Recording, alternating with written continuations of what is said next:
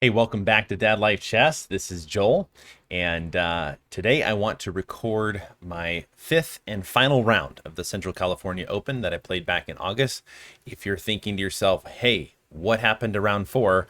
Well, if you actually noticed that, props to you for staying with this journey as I've been analyzing my games.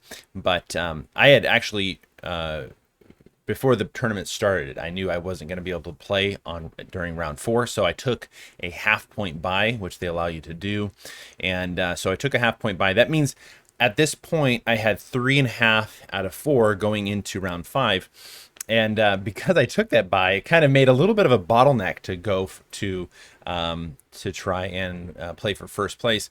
My opponent, Abel, a really nice guy, by the way. I learned a little bit about his family's like really.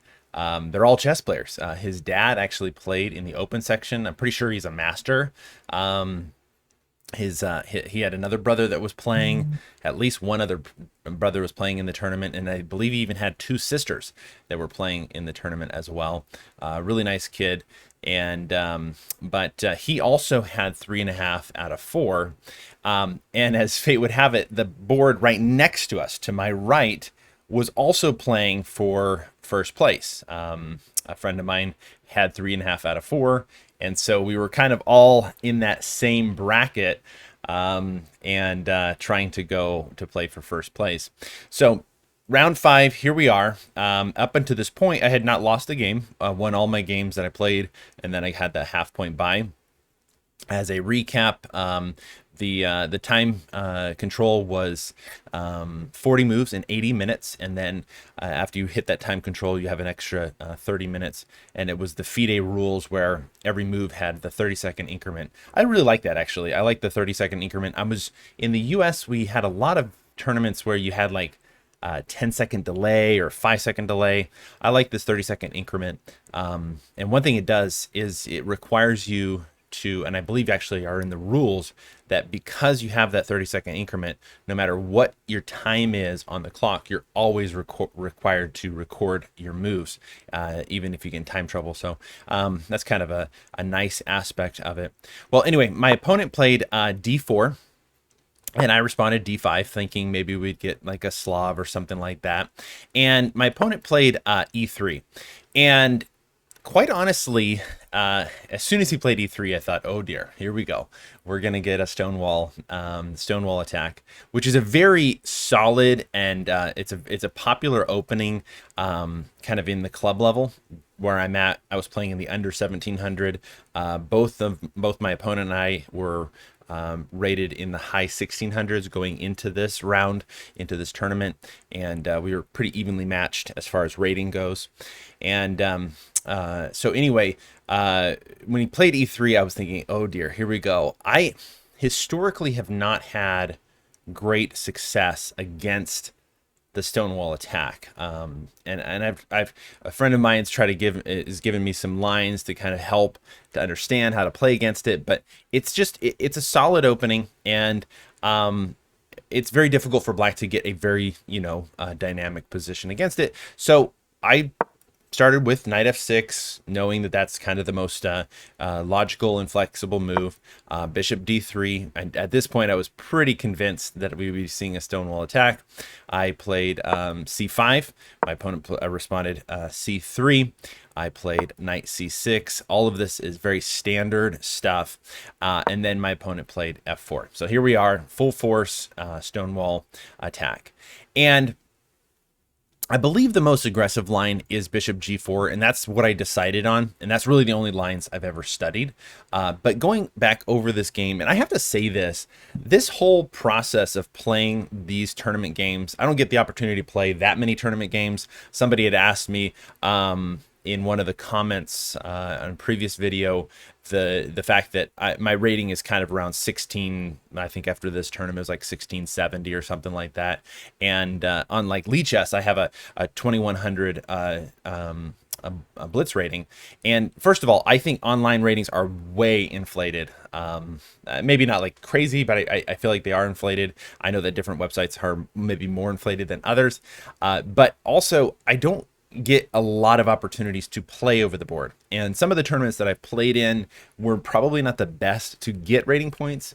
I would oftentimes play in the one-day tournaments in San Francisco, but then you're like in a complete open section. So your first game you might be playing against like a 1500 or 1400. If you win that game, then you're playing against like a 2000. Or I actually played an international master in my second round one time, and then you get stomped, and then you drop back down, and then you're playing in this bracket. So it's maybe not the best one to increase rating, but I don't have that many opportunities to play over the board. But taking this opportunity to kind of really go over my games has been a really great experience for me. And hopefully I'm preparing to play in Vegas in December. And so I really want to take advantage of that, train as hard as I can, and then really dive into these games. This last week, I actually listened to the recent dojo talks with Grandmaster Jesse Cry, Kostya Kavuski, and David Pruis.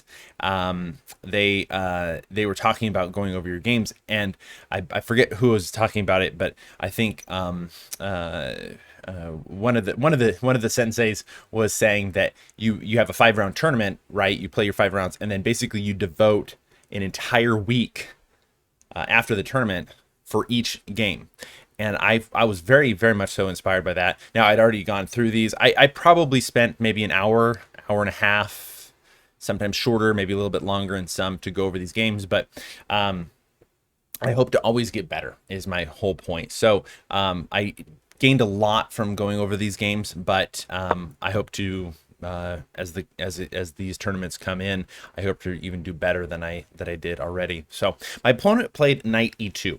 Now, obviously, the most common move in this position is going to be knight f3. So when my opponent played knight e2, I thought, well, he's probably trying to do some way to get out of this pin, because if black knows what he's doing, the key is to try to exchange off this bishop for my bishop. So oftentimes you'll play e6, and then even you'll just drop back, not worrying about this kind of structure here, to try to eliminate that light square bishop, which is very powerful in these structures.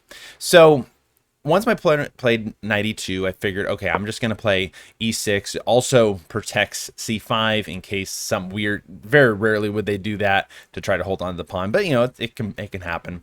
And here my opponent played knight d2.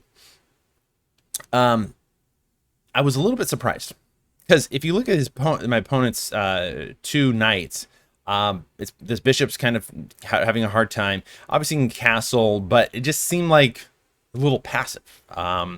And so in this position, I ended up just playing bishop d6. And going over the game this past week, I thought to myself, and honestly, I went over it without the computer, and then you look at the computer afterwards. And I know that some of the dojo senseis would say, never use your computer ever. And perhaps there's some that can do that. It's just hard for me to not look at what the computer evaluation says. But I definitely, going forward, want to spend the first day of analysis without a computer at all, and just type in my notes on ChessBase or Lichess, whatever I'm using, chess.com, in the PGN file, and just type out all the thoughts, notes, ideas of what's going on. And then, as the week progresses, analyzing the game, look at what the computer says. But when my opponent played this, I figured, well, a move I'm going to play anyway is bishop d6. However, an idea, it's not necessarily even the best computer move, is to kind of wait a little bit, because white's being passive. White is kind of waiting for black to make an idea. I thought of the idea of rook c8. And the thing is this rook's going to be on this file most of the time anyway. So it's kind of waiting to see what white does. In case that you play bishop d6 and they take. Not necessarily always going to happen, something like that, but it was at least an idea, and it was something I thought of. But bishop d6 is not a bad move, obviously. And then here, my opponent played knight f3. This was kind of one of those points in the game, looking back, where I misevaluated the position. I thought immediately, oh, wow, he can take back. And then I can take here forcing my opponent to take back here, because if they take if they take with this pawn, let me see if my evaluation is correct. So I take, they have to take back here, I thought, because they would leave these two double pawns. That was my idea. And so I thought for a while, and I thought, well, I can take here, mess up his pawn structure, then take here, force him to take here. Then I have these kind of moves, and this C file is going to be open, and this is it's just, I felt like this was the best evaluation. I didn't stop and really look kind of long term in a positional way. It would probably be better for me not to worry about this pawn structure and do something as simple as castling, maybe even playing bishop f5 to try and trade off this bishop, because this bishop is going to cause some problems. So in the game, without really taking into evaluation the long-term consequences of just giving up my bishop, I just made the move. And that's something I definitely learned from going over this game, kind of like that you got to look long term and make sure that the decisions that you're making are going to be beneficial going forward. My opponent obviously took back, and really without thinking much, I figured, okay, I'm just going to take here, right? Now, interestingly, again, look, what's going on in the position. The computer even looks at this idea of just playing c4. Not relieving this tension in the center. By taking here, and you'll see what happened in the game, I'm basically, and this is kind of one of those weaknesses of mine, is not keeping the tension. The whole idea of don't exchange unless it's going to benefit you in some way.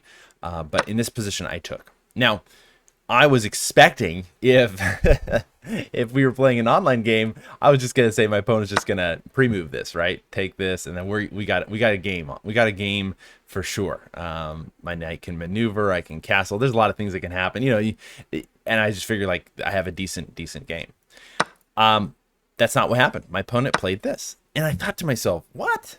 I was shocked. Now, if you look at the computer evaluation, black is doing well in this position. These two pawns just look ugly. I mean, they just look really, really ugly. And I'm going to basically revolve my idea around attacking these pawns. And so I realized, okay, the first thing I want to do is prophylactic, right? I want to stop my opponent's counterplay. I do not want my opponent to be able to push this pawn, so I played g6. Now, I could have immediately played knight h5 to attack the pawn, but I wanted to stop it. And the computer says, okay, that's not too bad. Then my opponent played bishop e3. Here, again, this is like one of those games that taught me probably the most in the entire tournament. I had an idea. I mean, my idea was to put pressure on this f4 pawn and win the pawn, try to really put some pressure on it and see if I can win the pawn. Ideas of queen c7, knight h5, all there. But I somehow thought, okay, I think my opponent's going to be castling queenside, so I'm just gonna scare him a little bit by playing a6. I got ideas of putting b5. I don't want him to trade off his bishop for my knight. All these things were coming in my mind, but basically I just played a move without really. It was a move outside of my original plan, if that makes sense.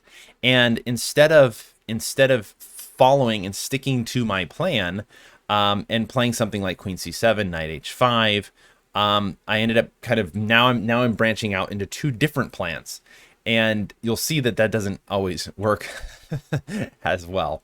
So my opponent plays queen d2, and obviously looking forward to castling. So I thought, okay, now I'm going to play b5. Well, again, in this position, the idea is knight h5, queen c7. Okay, going after this pawn, rerouting my knight to this really awesome square. There's all these things that were the original plan. Now I'm getting distracted, and I'm thinking, okay, I'm going to push b5. There's no way my opponent's going to, like, castle into this, right?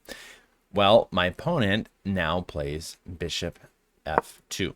It took a little time, really thought through this, and I thought it was a very good move by my opponent.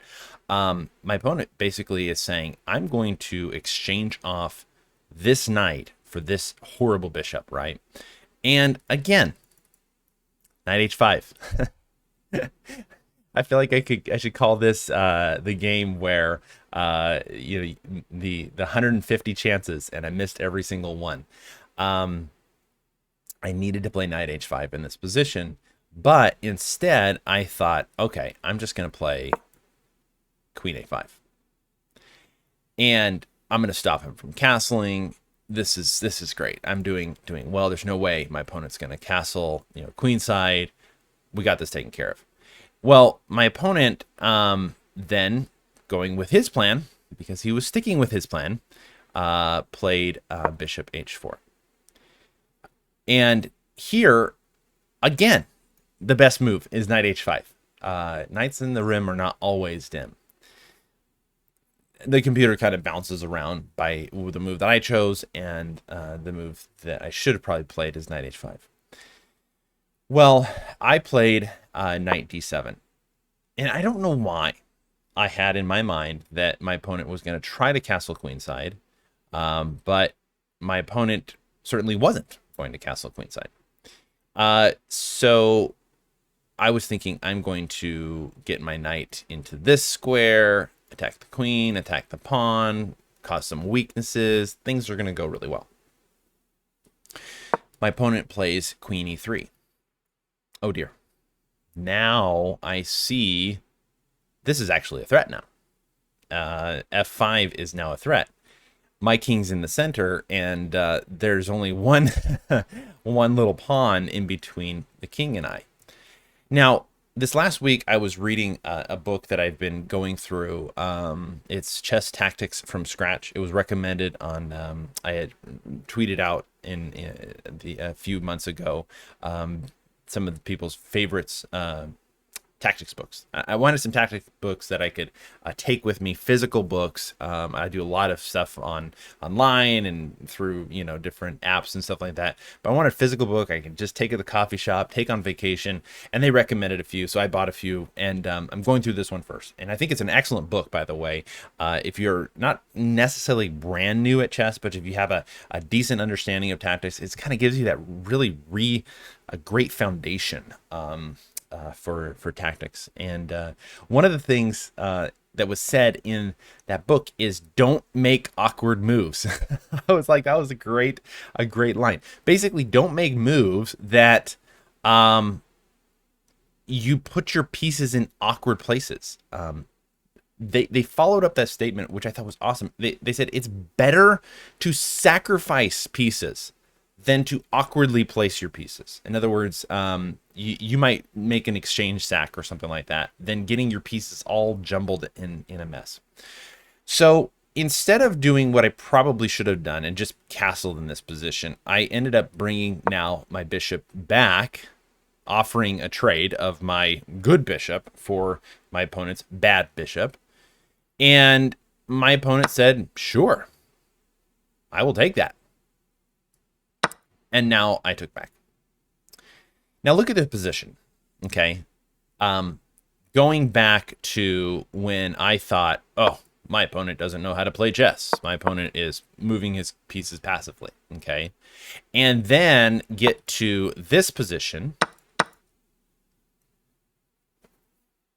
What's happened?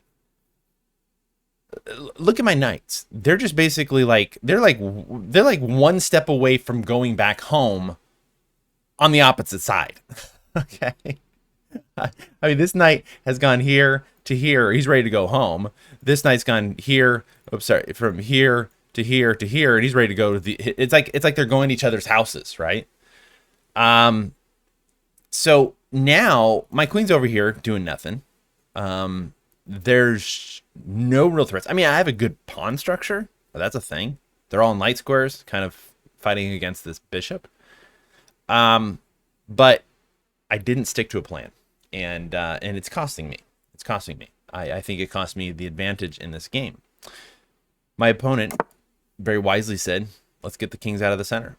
So I thought, okay, now I got, look at this juicy square. He takes. I'm just gonna have the open G file. Things are gonna get. This is gonna be good. This is gonna be good. So I play knight f5, thinking how you cannot. Whoops, you cannot take my knight because I'm gonna open up the G file and it's just gonna be. You may as well just resign now, right? My opponent calmly backs up with his queen. I thought, okay, now this queen's getting get a little bit of scope, maybe takes, and the queen comes here. I'm going to stop that. And I thought for a little while, and I came up with this idea of playing queen d8. Now look at this. My pieces have been moved so many times, making like just random threats and then like coming back to home, you know? I'm not playing this game very well. And I think you'll see as the game progresses that I definitely got outplayed positionally by my opponent. Seeing now that there's really no long-term threats on the G file, my opponent says, thank you, wisely takes this. Now, the evaluation bar is probably going to start figuring it out. At this point of the game, my opponent is equal, probably even better than me. So what do? I mean, my opponent plays king h1, saying I'm going to now control the f5, the G file. So I'm thinking, oh dear, I got to do something. I got to get my queen out so I can get my king, castle my king into the center on e7 or something like that. And I chose queen f6. In hindsight, this probably wasn't the best. My opponent, I think, had some really interesting ideas here. I want to say this. Here we are, move 20. The game to our right had gone south for my friend, who was also playing for first place. And I don't know if it was like right around this point, but my friend, who also had 3.5 going into this last round, playing for first, he was either losing or he had lost his game. And that meant the guy that beat him would have only had 4 out of 5. So at that point, if we draw this game, my opponent, Abel, knew that we would all share first place. Well, I wanted to win. I really did. I really wanted to win this game. And so right around here, my opponent actually offered me a draw. And I thought to myself, no, I'm better. I have the G file. I have options. I can do more, And I really wanted to win. And I think it just showed how I was a little bit disillusioned to the actual truth of the position.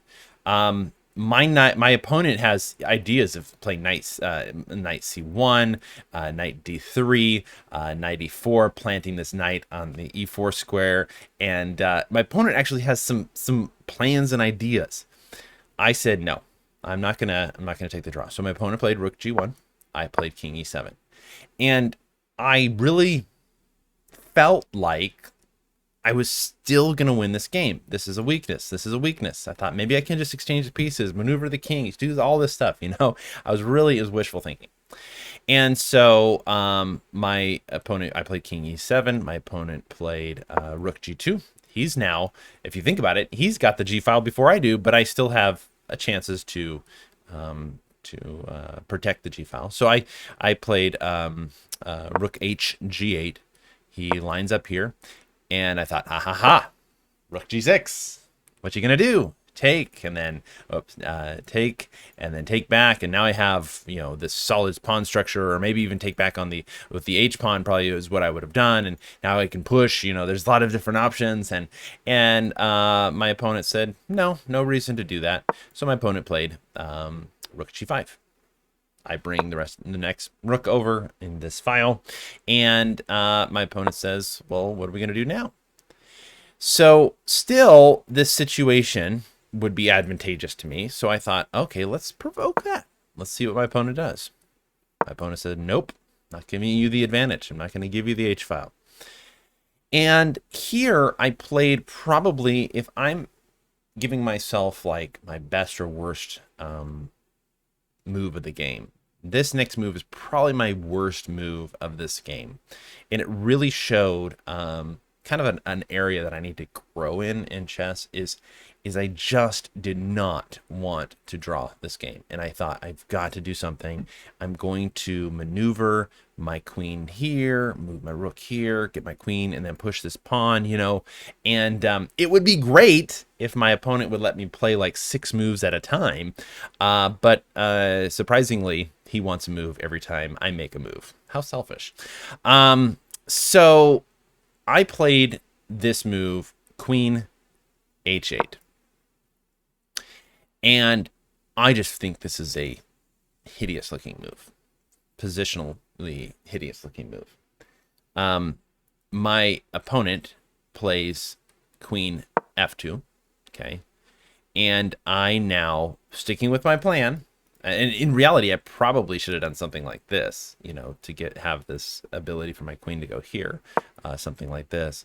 But I played the reason why I think this next move is is probably the absolute worst, but it was following the plan of queen f6. So I give queen f6 the worst. Queen h7. What am I doing? What am I doing? Yeah, I mean, maybe that would work, but I got there's a knight on the board. And my opponent played knight c1.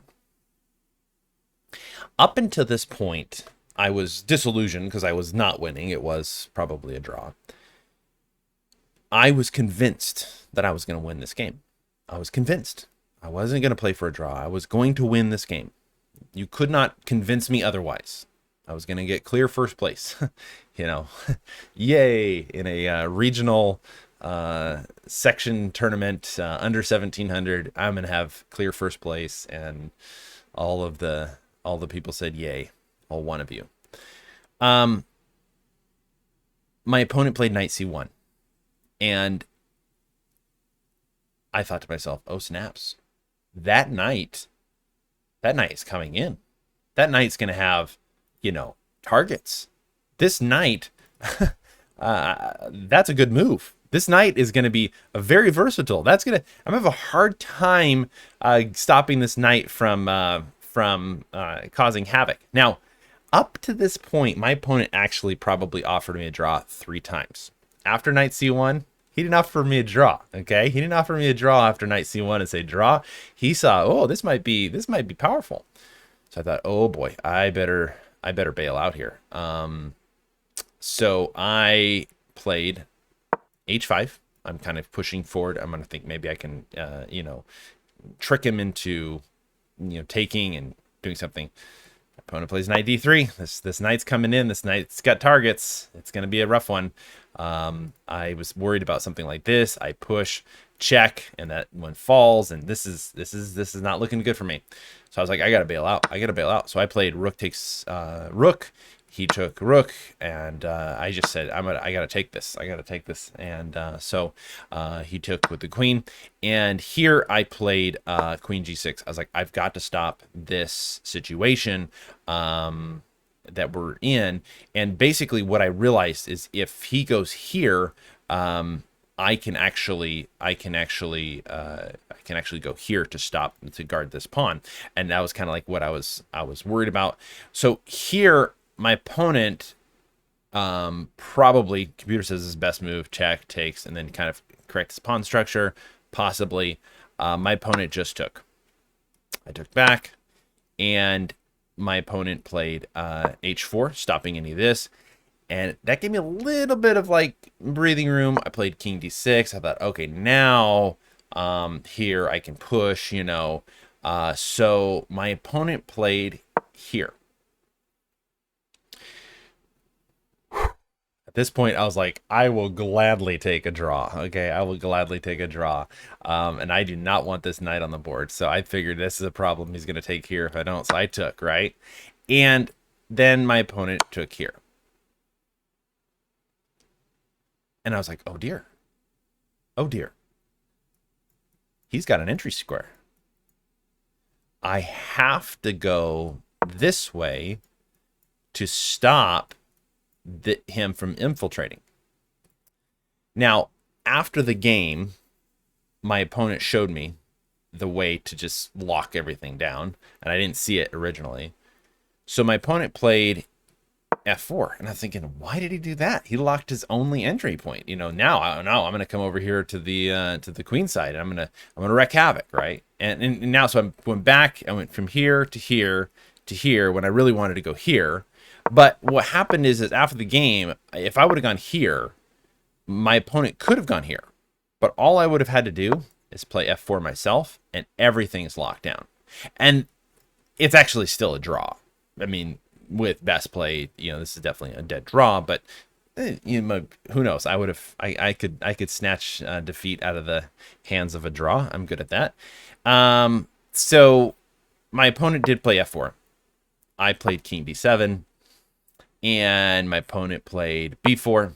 I played king c6. My opponent played a3, and he offered a draw. And at this time, I looked around. I thought, there's no way around it. We are taking the draw. We'll call it a day. And so we agreed to draw. Now, he and I both shared first place with this other gentleman. So it was a three-way tie for first. And I thought to myself, okay, hey, we got first place. We did decently well, but I really wanted to win this game. My opponent, super nice guy, super nice kid. Talked a little bit after the game. He kind of explained some things, and we kind of analyzed a little bit. He didn't have too much time to go over it deeply, but we just kind of talked about some ideas. He showed me that f4 move. It's like, oh yeah, that's really good.